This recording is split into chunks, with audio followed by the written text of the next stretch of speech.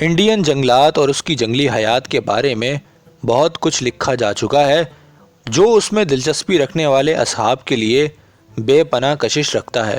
بہت سے مشہور شکاریوں نے ان جانوروں سے متعلق اپنی ذاتی تجربات کے بیش بہا خزانے کتب کی شکل میں پیش کیے ہیں۔ بعض کتب نصف صدی قبل لکھی گئی تھیں جب انڈیا میں ہر قسم کے جانور بالخصوص درندے بکثرت پائے جاتے تھے۔ ان کی تحریریں ہمیشہ شوق سے پڑھی جاتی تھیں، مگر ان تحریروں کی اہمیت اب زیادہ واضح ہو جاتی ہے کہ جوں جوں وقت گزر رہا ہے انڈیا سے جنگلی حیات کا خاتمہ ہوتا جا رہا ہے، سو ان شکاریوں کی داستان گزرے دنوں کی یادگار بن گئی ہے۔ ان میں سے کچھ کتابیں نصف صدی قبل لکھی گئی تھیں اور اس وقت جنگلی حیات بشمول درندے اپنے عروج پر تھے۔ ان کتب کی اہمیت ہمیشہ رہے گی، مگر اب ان کی اہمیت بڑھتی جا رہی ہے کیونکہ عنقریب یہ جنگلی حیات قصہ پارینہ بن جائے گی۔ یہ بھی اہم حقیقت ہے کہ انڈیا اور افریقہ کے شکاریوں کی بڑی کثرت نے اپنی زندگی کا آغاز پیشہ ور یا شوقیہ شکار کے طور پر ہی کیا تھا، اور اس کے بعد جنگلی حیات اور جنگل سے ان کی محبت اتنی بڑھ گئی کہ وہ ان کی بقا کے لیے کام کرنے لگے۔ ان میں سے بہت سو نے شکار کی جگہ فوٹوگرافی اور فطرت کے مشاہدے کو اپنا لیا۔ شروع کے سالوں میں تو جنگل کے اندر شکار کے لیے جانا خطرناک کام سمجھا جاتا تھا۔ نہ صرف جنگلی جانوروں سے لاحق خطرات تھے بلکہ زہریلے سانپ، بچھو، مکڑیاں اور دیگر مخلوقات کے علاوہ جنگل میں ملیریا، کالا پانی اور دیگر بیماریاں بھی بہت پائی جاتی تھیں۔ مثال کے طور پر میرے والد کے دور میں نیلگری پہاڑیوں میں یا میسور میں کدور اور شموگا کے اضلاع یا مغربی گھاٹ کو جانا کافی خطرناک سمجھا جاتا تھا۔ ان علاقوں میں صبح کے وقت چھانے والے کہر کے بارے میں مشہور تھا کہ اس سے سانس کی بیماریاں، نمونیا اور ملیریا لاحق ہو جاتا ہے۔ جنگلی درندے بھی نڈر اور خوفناک ہوتے تھے۔ پرانے لکھنے والوں نے ہمیں دکھایا کہ یہ جنگلی درندے اپنے فطری مسکن میں بالکل بھی خطرناک نہیں تھے بلکہ تقریباً ہمیشہ ہی انسان سے خوفزدہ رہتے تھے۔ سائنس نے ہمیں بتایا کہ انڈیا میں کوئی زہریلی مکڑی نہیں اور محض چند اقسام کے زہریلے جانور ہی پائے جاتے ہیں۔ اس کے علاوہ نمونیا اور سانس کی دیگر بیماریاں انڈیا کے گرم ترین اور خشک ترین شہروں میں بھی لاحق ہو سکتی ہیں۔ سر رونلڈ روس نے بتایا کہ ملیریا ایک مخصوص قسم کے مچھر میں موجود تفلیے سے پھیلتا ہے۔ یہ مچھر کھڑے پانی اور نکاسی آب کے مقامات پر رہتا ہے جو بڑے شہروں میں بھی پائے جاتے ہیں۔ ان پر بہت ساری کارروائیاں کی جا رہی ہیں تاکہ اس بیماری کو ختم کیا جا سکے۔ سائنس نے ان بیماریوں کے علاج بھی دریافت کر لیے ہیں اور اب یہ بیماریاں مہلک نہیں رہیں۔ جہاں تک زہریلے سانپ اور جنگلی جانوروں کا خطرہ ہے تو اس کے بارے میں ہمیشہ تجربہ مدد کرتا ہے، تاہم چند استثنائی صورتوں اور انتہائی مخصوص مقامات کے علاوہ جنگل میں کہیں بھی موجود خطرات سے کہیں زیادہ خطرات بڑے شہر میں سڑک عبور کرنے والے افراد کو لاحق ہوتے ہیں۔ ماضی کے لکھاری ہمیں یہ باتیں واضح کر کے بتا چکے ہیں۔ ظاہر ہے کہ نئے شکاری بعض اوقات ایسی غلطیاں کر جاتے ہیں کہ انہیں مشکل ہو، مگر وہ ان کی اپنی غلطی اور نادانی ہوتی ہے۔ تاہم تجربہ ایسی چیز ہے جو متلاشی کو آسانی سے مل جاتی ہے۔ شیر کو انڈین جنگلوں کا بادشاہ کہا جاتا ہے کیونکہ انڈیا میں ببر شیر کم مقدار میں اور محض گجرات کے علاقے میں گیر کے جنگلات میں پایا جاتا ہے اور وہاں ان کی سختی سے حفاظت کی جاتی ہے۔ شیر شاندار، خوبصورت اور بارعب جانور ہے، مگر جنگل کا حقیقی بادشاہ ہاتھی ہوتا ہے جو اپنے عظیم جثے، بے پناہ طاقت اور بسا اوقات غیر متوقع رویے سے جانا جاتا ہے۔ اصولی طور پر شیر کی نسبت ہاتھی کہیں زیادہ خطرناک ہوتا ہے، اور ایسے جنگلات جہاں ہاتھی اور شیر دونوں رہتے ہیں کہ مقامی باشندے شیر کی نسبت ہاتھی سے کہیں زیادہ ڈرتے ہیں۔ آدم خور شیر الگ چیز ہے۔ آپ جنگل میں کسی مقامی بندے کے ساتھ پیدل سیر پر نکلیں، اگر آپ نے شیر یا تیندوا دیکھا تو وہ آپ کو اشارہ کر کے بتائے گا کہ وہ شیر یا تیندوا جا رہا ہے، مگر کسی شاخ کے ٹوٹنے کی آواز سنتے ہی وہ اچانک رک کر اپنی زبان میں ایک ہی لفظ کہے گا جس کا مطلب ہے ہاتھی، پھر آواز کی سمت جانچ کر ایسے راستے پر چل پڑے گا جو پیٹ بھرتے ہوئے ہاتھی سے ہر ممکن طور پر دور جاتا ہو۔ ان کا یہ خوف ان کے آباء و اجداد کے وقت سے چلا آ رہا ہے۔ انہیں ہاتھی کی بدمزاجی کا بخوبی علم ہے اور وہ کوئی خطرہ مول لینا نہیں چاہتے۔ عام طور پر جنگلی ہاتھی بے ضرر جانور ہے، تاہم اس کا رویہ اس کے جذبات اور ہیجان کے پابند ہوتے ہیں اور آسانی سے اسے مشتعل کر سکتے ہیں۔ عجیب بات دیکھیے کہ افریقی ہاتھیوں کے برعکس انڈین ہاتھیوں کے غول میں جتنے ہاتھی ہوں خطرہ اتنا کم ہو جاتا ہے، تاہم ہاتھی کے بے ضرر ہونے کا انحصار 4 عوامل پر ہے۔ وہ 4 عوامل یہ ہیں: پاگل ہاتھی جس نے کسی انسان کو ہلاک کیا ہو، مست ہاتھی یعنی ایسا نر جو جنسی ملاپ کے لیے تیار ہو، کبھی کبھار ایسا نر ہاتھی جو غول سے الگ اور اکیلا چل رہا ہو، اور بچے کے ساتھ ہتھنی۔ یہ بھی بات بہت اہم ہے کہ ان چاروں مواقعوں پر ہاتھی یا ہتھنی غول کے ساتھ نہیں بلکہ الگ ہوں۔ افریقی ہاتھی تقریباً ہمیشہ ہی غول کی صورت میں ایک ساتھ شکاری پر ہلہ بولتے ہیں، انڈین ہاتھی ایسا نہیں کرتے۔ تاہم مندرجہ بالا 4 حالتوں میں ہاتھی ہمیشہ مہلک اور تباہی کا کارندہ بن جاتا ہے۔ وہ انسان کا 1 میل تک پیچھا جاری رکھے گا اگر انسان اتنی دور بھاگ سکے، اور اسے مار گرائے گا، پھر اس کے بازو اور ٹانگیں دھڑ سے نوچ کر الگ کر دے گا، یا پھر اپنے پیر رکھ کر اسے قیمہ بنا دے گا، یا پھر سونڈ میں جکڑ کر درخت یا کسی چیز سے مار مار کر اسے ہلاک کر دے گا، یا پھر ہوا میں اونچا اچھال دے گا۔ جنگل میں تالاب کے کنارے بیٹھ کر میں گھنٹوں جنگلی ہاتھیوں کو پانی پینے آتے اور پھر پانی میں کلیاں کرتے دیکھتا ہوں، اور پھر شیر یا تیندوے کی آواز نکال کر ان کے رویے کا مشاہدہ کیا ہے۔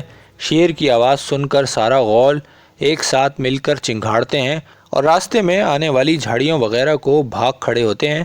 اس طرح بھاگتے ہوئے ہاتھی اپنے بچوں کو سونڈ سے پکڑ کر اپنے سامنے رکھتے ہیں۔ اگر ہاتھی اکیلا ہو تو شیر کی آواز سن کر خاموش کھڑا ہو جاتا ہے اور اپنے کانوں کو آگے کو کر لے گا، اور پھر سونڈ کو اٹھا کر شیر کی بو سونگھنے کی کوشش کرے گا، پھر مڑ کر وہ خاموشی سے جنگل میں غائب ہو جائے گا۔ میں نے آج تک کبھی شیر کی آواز سن کر اکیلے ہاتھی کو اپنی جگہ کھڑے رہتے نہیں دیکھا۔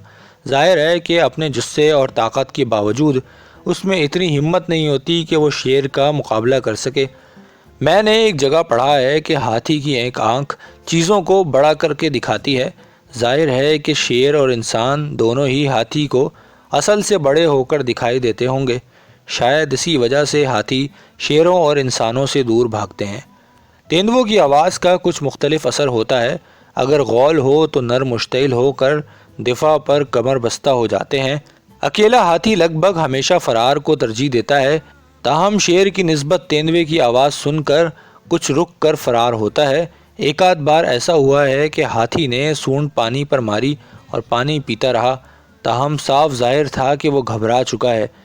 میرا یہ دلچسپ مذاق ہاتھیوں کے عظیم جثے اور قوت کے باوجود ان کو کم ہمت ثابت کرتے ہیں۔ ہاتھی خاصے بزدل اور کمزور اعصاب رکھتے ہیں۔ شاید وہ کمزوروں پر رعب جمانے کے ماہر ہوتے ہیں، تاہم مندرجہ بالا 4 وجوہات کے علاوہ عام ہاتھی کبھی بھی کسی ایسے جانور یا انسان پر حملہ نہیں کرتا جو دفاع کے قابل ہو۔ ہاتھیوں کو سفید رنگ سے نفرت ہوتی ہے، اسی وجہ سے ہاتھیوں والے جنگلات میں سنگ میل اور فرلانگ کے نشانات کو سفید کے بجائے کالا رنگ کیا جاتا ہے۔ اگر یہ سفید ہوں تو ہاتھی انہیں دیکھتے ہی انہیں اکھاڑ کر دور پھینک دیتے ہیں۔ اسی وجہ سے شکاری یا جنگل کی سیر پر جانے والے افراد کو سفید رنگ نہیں پہننا چاہیے، ورنہ ہاتھی حملہ کر دیں گے۔ پہلے فیشن کے مطابق سمجھا جاتا تھا کہ سفید رنگ کی ٹوپی سے نہ صرف دھوپ سے بچاؤ ہوتا ہے بلکہ پہننے والے کو گرمی سے بھی بچاتا ہے۔ ایک بار میرے ایک جاننے والے ایسی سفید ٹوپی پہن کر جنگل شکار کے لیے گئے۔ اب سفید ٹوپی پہن کر جنگل میں سیر کرنے کیوں گیا، اس بارے میں کچھ نہیں کہہ سکتا کہ نہ صرف ہاتھی حملہ کر دیتے ہیں بلکہ جنگل میں سفید رنگ ویسے بھی ہر قسم کی حرکات کو مشکوک بنا دیتا ہے۔ خیر، اس نے ٹوپی پہنی۔ وہ اور اس کا رہنما شلوگا دونوں ایک پہاڑی پر جا رہے تھے کہ انہیں 200 گز دور ایک ہاتھی دکھائی دیا جو کچھ بلندی پر اور ایک صاف خطے کی دوسری جانب کھڑا چل رہا تھا۔ عین اسی وقت ہاتھی نے انہیں دیکھا۔ عموماً ہاتھی اتنی دور سے نہیں دیکھ سکتے کہ ان کی نظر بہت کمزور ہوتی ہے، اور ہوا مخالف سمت میں چل رہی تھی اور ہاتھی ان کی بو نہ سونگھ سکتا تھا، لیکن سفید رنگ کی ٹوپی سبز اور بھورے پس منظر میں خوب چمک رہی ہوگی۔ ہاتھی چنگاڑ کر ان کے پیچھے بھاگا۔ شکاری اور رہبر دونوں بھاگ گئے۔ خوش قسمتی سے رہبر کافی ماہر تھا اور برسوں سے صاحبوں کو شکار کھلا رہا تھا۔ شکاری کے پیچھے بھاگتے ہوئے اسے ہدایت دیتا رہا کہ کس سمت جانا ہے۔ ہاتھی قریب سے قریب تر ہوتا جا رہا تھا، سو رہبر نے رفتار تیز کر کے صاحب کی ٹوپی اتاری اور زمین پر پھینک کر دوڑ جاری رکھی۔ ہاتھی ٹوپی کے پاس پہنچا تو ان لوگوں میں سے اس کی دلچسپی ختم ہو گئی۔ یہ کہنا تو ضروری نہیں کہ ہاتھی نے ٹوپی ریزہ ریزہ کر دی تھی۔ ہاتھی کا مقصد ان پر حملہ کرنا نہیں تھا، بلکہ وہ سفید رنگ کی اس چیز سے پیچھا چھڑانا چاہتا تھا۔ نر ہاتھیوں کے درمیان ہونے والی لڑائیاں مناسب وقفوں کے بعد 3 روز تک بھی جاری رہ سکتی ہیں۔ عموماً یہ لڑائی کسی ہتھنی کی وجہ سے شروع ہو جاتی ہے، مگر ایسا کم ہوتا ہے۔ زیادہ تر نر ہاتھیوں میں مستی کی کیفیت میں لڑائیاں ہوتی ہیں جس میں متعلقہ نر کو غول سے بھگا دیا جاتا ہے۔ زیادہ تر نوجوان ہاتھی جب مست ہوتے ہیں تو غول کے سربراہ سے لڑائی کرتے ہیں۔ ایسی لڑائیوں میں نر ایک دوسرے کو اپنی بیرونی دانت جگہ جگہ گھونپ دیتے ہیں۔ ایک بار ضلع سالم کے محکمہ جنگلات کا ایک کارندہ ایسی ہی لڑائی کے دوران وہاں جا پہنچا۔ دونوں ہاتھیوں نے اپنی لڑائی چھوڑ کر اس بندے پر حملہ کر کے اس کا قیمہ بنا دیا۔ چند روز بعد اس کے ساتھیوں نے آ کر اس کی باقیات اٹھائیں۔ میں پاگل ہاتھیوں کے بارے میں پہلے لکھ چکا ہوں، اس لیے یہاں زیادہ لکھنا مناسب نہیں۔ بس اتنا کہہ دینا کافی ہے کہ جنگل میں یہ کمینے دشمن ثابت ہوتے ہیں، اور جب اپنی سونڈ کو موڑ کر یہ عظیم الجثہ جانور حملہ کرتا ہے تو اس کی دم اور کان سیدھے ہوتے ہیں اور ہر چیز کو کچلتے ہوئے آتے ہیں۔ ان کی چنگھاڑ مرتے دم تک یاد رہتی ہے۔ کسی انسان کو جب یہ پکڑ لیں تو مختلف طریقوں سے مارتے ہیں۔ ایک بار ایک پاگل ہاتھی نے نیل گری کے فارسٹ گارڈ کو ہوا میں اچھال دیا تھا اور وہ بیچارہ بانس کے درخت پر گرا اور بانس ٹوٹ کر اس کے جسم میں گھس گیا اور وہ بعد میں مر گیا۔ سیگور کے پاگل ہاتھی کو فادر بل نے ہلاک کیا تھا۔ اس کی جسامت چھوٹی تھی مگر اس کا غصہ اور نفرت بہت زیادہ۔ اس کی عادت تھی کہ انسانوں کا پیچھا بھی کرتا اور بانس کی جھنڈ یا چٹانوں کے پیچھے بھی چھپ کر کھڑا ہو جاتا۔ ایک بار اس نے سیگور روڈ پر ایک قلی عورت کو پکڑا اور اسے کچل دیا، پھر اس کے ٹخنے سے بندھی چاندی کی پازیب اور گلے میں لکڑیوں کی موتیوں کی ہار بھی اتار دیے اور کئی گز دور پھینک دیے۔ ایک اور واقعے میں ایک فارسٹ پر ناروا نامی کیڑے والی بیماری کا حملہ ہوا۔ بیماری کی وجہ سے لمبی چھٹیوں کے بعد اسے کاہلی کی عادت سی پڑ گئی اور کام چھوڑنا چاہ رہا تھا۔ اسے بلیریئر ینگن پہاڑی سلسلے میں تعینات کیا گیا تھا جو ہاتھیوں سے بھرا پڑا تھا۔ ان دنوں یہاں ایک پاگل ہاتھی موجود تھا جو کافی عرصے سے پاگل مشہور تھا مگر کسی نے شکار نہیں کیا تھا۔ ایک روز بدقسمتی سے یہ بندہ ہاتھی کو دکھائی دے گیا۔ ہاتھی نے اس کا پیچھا کیا۔ بھاگتے ہوئے ایک ندی عبور کرنے کے دوران اس کے ٹخنے میں موچ آ گئی۔ ہاتھی نے اسے پکڑا اور چیر کر ٹکڑے ٹکڑے کر دیا۔ اس نے 3 روز تک باقیات پر پہرا دیا اور ہر قسم کی آمد و رفت روکے رکھی۔ پھر جا کر اس کے رشتہ داروں نے باقیات کو اٹھا کر جلایا۔ اسی ضلع میں بیلور کے پاس ایک اور پاگل ہاتھی نے ایک بار بیل گاڑی بما بیلوں کے الٹ دی۔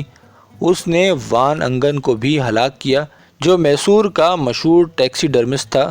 یاد رہے کہ یہ واقعات پاگل ہاتھیوں سے متعلق ہیں۔ عام ہاتھی کے بارے میں جیسا کہ میں پہلا بتا چکا ہوں، شرمیلا اور بزدل ہوتا ہے۔ انڈین جنگلوں میں سب سے زیادہ بہادر اور شیر دل جانور زخمی سور ہوتا ہے۔ اپنی مختصر جسامت میں اپنے سے کہیں بڑے جانور کے مقابلے میں جنگلی سور میں بہت زیادہ ہمت اور بہادری اور جوش کے علاوہ قوت برداشت بھی ہوتی ہے۔ زخمی ہاتھی، بھینسے اور شیر اور تیندوے بھی فرار ہونے کی کوشش کرتے ہیں اور اس وقت حملہ کرتے ہیں جب کوئی اور چارہ نہ رہے۔ تاہم بوڑھا سور جب زخمی ہو جائے تو شکاری کے مقام سے آگاہ ہوتے ہی سیدھا ہلہ بول دیتے ہیں۔ اس سے زیادہ خوفناک دشمن اور کوئی ممکن نہیں۔ دلچسپ ہونے کے اعتبار سے شیر بھی لگ بھگ ہاتھی جتنا ہی دلچسپ ہے۔ میں شیر کو مسحور کن سمجھتا ہوں چند واقعات میں کہ شیر آدم خور بن کر کئی سو مربع میل کے علاقے میں دہشت پھیلا دیتا ہے۔ کے علاوہ شیر حقیقتاً شریف جانور ہے۔ اس کا شکار بلا شبہ شاہانہ کھیل ہے۔ زخمی شیر کا پیچھا کرنا انتہائی مہارت اور خطرے سے بھرپور کام ہے اور شکاری کو ماہر کھوجی بھی ہونا چاہیے۔ تاہم زخمی شیر کو ختم کیے بغیر چھوڑ دینا بہت بزدلانہ اور ظالمانہ فعل ہے۔ کہ اس طرح درندہ تکلیف سے تڑپتا رہتا ہے اور اس علاقے کے باسیوں کے لیے بھی خطرناک ہوتا ہے۔ عین ممکن ہے کہ اسی زخم سے وہ آدم خوری شروع کر دے۔ شیر بہت نڈر حریف ہے، وہ لڑائی سے بچنے کی کوشش کرتا ہے اور اگر لڑائی سے بچا نہ جا سکے تو پھر آخری سانس تک لڑائی کرتا ہے۔ بنگلور کے ایک فوجی اور پادری یروس نے ایک بار شموگا ضلع میں کمسی میں گولی چلا کر ایک شیر کو زخمی کیا۔ شیر نے حملہ کر کے اس کے بازو کو چبا ڈالا۔ اس کا انڈین ڈرائیور جو بندوق بردار تو تھا مگر بندوق چلانا نہیں جانتا تھا، نے شیر کو بندوق کا کندھا مار مار کر بھگا دیا۔ چرچ نے اس کی بہادری کے اعتزاز میں تقریب منعقد کی۔ اس بدقسمت فادر کو کمسی کے مسافر بنگلے لایا گیا جہاں مقامی ڈاکٹر نے اس کا بازو کاٹ دیا۔ بعد میں کٹے ہوئے بازو کو اسی بنگلے کے صحن میں ایک درخت کے نیچے دفن کر دیا گیا۔ بنگلور جانے والی اگلی ٹرین سے اضافی بوگیاں لگا کر یروس کو بھیجا گیا اور بنگلور کے اسپتال میں اگلے روز وہ بیچارہ زخموں کی تاب نہ لا کر چل بسا اور پورے فوجی اعزاز کے ساتھ دفن کیا گیا۔ تیندوے جسامت، طاقت یا شان میں شیر کے برابر نہیں ہو سکتے۔ تیندوا انتہائی مکار بھی ہوتا ہے، جیسے کہ میں پہلے آدم خور تیندووں کے بارے میں بتا چکا ہوں کہ آدم خوری شروع کرنے کے باوجود بھی تیندوے کے دل سے انسان کا خوف نہیں نکلتا۔ شاید ہی کبھی تیندوا سامنے سے حملہ کرے مگر اس کا حملہ ہمیشہ پیچھے سے ہوتا ہے اور بے خبری کی حالت میں کرتا ہے۔ یہ حملے بھی وہ تاریکی میں کرتا ہے۔ تیندوے کو کتے کا گوشت بہت پسند ہے۔ ایک بار تیندووں کا ایک جوڑا چھوٹی سی پہاڑی پر مندر کے پاس رہنے لگے۔ انہوں نے امریکی مشنریوں کے لیے مصیبت کھڑی کر دی اور جو ہی کوئی کتا آتا اسے اڑا کر لے جاتے۔ آخر کار تیندوے اتنے بدنام ہو گئے کہ مقامی سب انسپکٹر نے سب جوانوں کو ساتھ ملا کر ان تیندووں کا شکار شروع کیا۔ اس کا ارادہ تھا کہ غار میں سلگتی ہوئی لکڑی وغیرہ ڈال کر دھوئیں سے انہیں باہر نکالا جائے۔ انہوں نے اس علاقے کی گھاس کو پہلے ہی آگ لگا دی تھی۔ جب تیندوے نہ نکلے تو انہوں نے مشالیں وغیرہ بنا کر غار کے اندر پھینکی۔ اس پر تیندوے باہر کو بھاگے۔ ایک تیندوا ہلاک ہوا مگر کئی لڑکے بھی زخمی ہوئے۔ دوسرا تیندوا ایک مرد کو زخمی کر کے بھاگا۔ ایک مشنری اس کے پیچھے گیا مگر تیندوا اسے بھی زخمی کر کے بھاگ گیا۔ کالا ریچھ یا بھالو جنگلی انڈیا کے جنگلات میں بھی پایا جاتا ہے اور اس کی نظر بہت کمزور ہوتی ہے اور وہ بہت بدمزاج ہوتا ہے، کسی بھی اعتبار سے بہادر نہیں ہوتا بلکہ الٹا آسانی سے مشتعل ہو جاتا ہے۔ ریچھ بزدل ہوتا ہے۔ کچھ عرصے قبل 3 ریچھوں کا خاندان جو ماں باپ اور ایک بڑے بچے پر مشتمل تھا کلاسبت کے پاس ایک ایسی غار میں گھسا جہاں تیندوا رہتا تھا۔ تیندوے نے تینوں پر حملہ کر دیا۔ بچہ تو بھاگ گیا مگر بڑے ریچھ نے رک کر مقابلہ کیا، مگر جب تیندوے کے تیز پنجوں نے اس کا مزاج سیٹ کر دیا تو وہ بھی بھاگ گیا۔ بھاگنے کی جلدی میں نر ریچھ یہ بھی نہ دیکھ سکا کہ کہاں جا رہا ہے اور 100 فٹ اونچی چٹان سے نیچے گرا اور اس کے بازو ٹوٹ گئے۔ اگلی صبح گاؤں والوں نے اسے نیزے مار مار کر مار ڈالا۔ اگر ریچھ آپ کو آتے ہوئے دیکھ لے یا آواز سن لے تو فوراً بھاگ نکلتا ہے۔ اگر آپ کسی موڑ پر اسے اچانک دکھائی دیں تو وہ حملہ کر دیتا ہے، تاہم یہ حملہ محض بھاگنے کی کوشش اور راستہ صاف کرنے کی حد تک ہوتی ہے، کوئی بہادرانہ حملہ نہیں ہوتا۔ شاید وہ سمجھے کہ آپ اسے روکنے کی کوشش کریں گے۔ حملے میں وہ اپنے 5 انچ لمبے پنجوں سے بندے کا چہرہ اور آنکھیں نوچ لیتا ہے، پھر وہ کاٹتا بھی ہے۔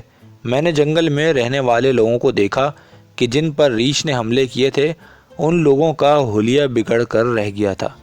ریچھ زمین کھودتے یا دیمک کے گھر کو کھدیڑتے ہوئے بالکل مسخرے دکھائی دیتے ہیں۔ اس کے منہ سے ایسی آوازیں نکلتی ہیں جیسے دھونکنی چل رہی ہو یا پھر جیسے بھیڑ غصے سے بھن بھنا رہا ہو۔ مطلوبہ چیز تک پہنچنے کے لیے اس کے جسم میں عجیب عجیب حرکات اور انداز دکھائی دیں گے۔ ریچھ کی نیند بہت گہری ہوتی ہے اور اکثر زمین میں کھڈا کھود کر اسی میں ہی سوتے ہیں یا پھر پتھروں کے درمیان یا پھر غار یا کسی سایہ دار درخت کے نیچے یا پھر گھاس پر بھی سو جاتے ہیں۔ اس کے خراٹے دور سے سنائی دیتے ہیں، تاہم جب خراٹے نہ لے رہا ہو تو انسان اس کے سر پر جا پہنچتا ہے۔ اس طرح اچانک نیند سے بیدار ہونے پر ریچھ حملہ کر دیتا ہے۔ شلوگار ریچھوں کے بارے میں کافی محتاط رہتے ہیں۔ یہ لوگ اپنی چھوٹی مگر تیز دھار کلہاڑی سے ریچھ کی کھوپڑی کاٹ ڈالتے ہیں۔ ریچھ اپنے شکار پر حملہ کرنے کے لیے اپنے پچھلے پیروں پر انسان کی طرح کھڑا ہو جاتا ہے اور اس طرح اس کا اپنا چہرہ، سر، گلا اور سینہ سامنے آ جاتا ہے اور تیز کلہاڑی سے کیا گیا ایک ہی وار کاری ثابت ہوتا ہے۔ ان لوگوں کے بائیں بازو پر کالا اونی کمبل پڑا رہتا ہے جو ڈھال کا کام دیتا ہے۔ بنیادی طور پر ریچھ سبزی خور اور حشرات تک محدود رہتا ہے، مگر مردار کھانے سے بھی باز نہیں رہتا۔ میں نے بہت مرتبہ ریچھ کو شیر یا تیندوے کے شکار کے سڑے ہوئے گوشت سے پیٹ بھرتے ہوئے دیکھا ہے۔ جنگل کے خطرات میں سے ایک اہم خطرہ زہریلے سانپ بھی ہوتے ہیں۔ اصل میں سانپوں سے متعلق داستان کا بہت بڑا حصہ فرضی ہوتا ہے۔ جنگل میں رہنے والے سانپوں کی تعداد کم ہے اور ان سے شاذ ہی مٹ بھیڑ ہوتی ہے۔ ان کی اکثریت دیہاتوں کے نزدیک کھیتوں اور ایسی جگہوں پر رہتی ہے جہاں غلہ اگایا جاتا ہے، اور ایسی جگہوں پر لاکھوں چوہے رہتے ہیں جو سانپ کی خوراک بنتے ہیں۔ جہاں تک انسان کا تعلق ہے، پورے انڈیا میں سانپ کی محض 5 اقسام زہریلی ہیں۔ کچھ اور سانپ بھی زہریلے ہیں مگر وہ محض سوجن اور درد سے زیادہ تکلیف نہیں دیتے۔ زہریلے سانپوں میں شیش ناگ یعنی کنگ کوبرا، ریسلز وائپر، تکون چھلکوں والا وائپر یعنی پرسا اور کریٹ شامل ہیں۔ کورل سانپ بہت زہریلا ہوتا ہے مگر اس کا منہ اتنا چھوٹا ہوتا ہے کہ انسان کو نہیں کاٹ سکتا۔ ویسے بھی یہ سانپ بہت خاموش رہتا ہے۔ پٹ وائپر سارے ہی زہریلے ہوتے ہیں مگر وہ محض ان افراد کے لیے ہی مہلک ثابت ہوتے ہیں جو پہلے سے ہی کسی دوسری بیماری میں مبتلا ہوں۔ تاہم یہ موت زہر سے زیادہ خوف سے ہوتی ہے۔ زیادہ تر سمندری سانپ انتہائی زہریلے ہوتے ہیں اور ان میں سے بعض کا زہر کوبرا سے 12 گنا زیادہ خطرناک ہوتا ہے۔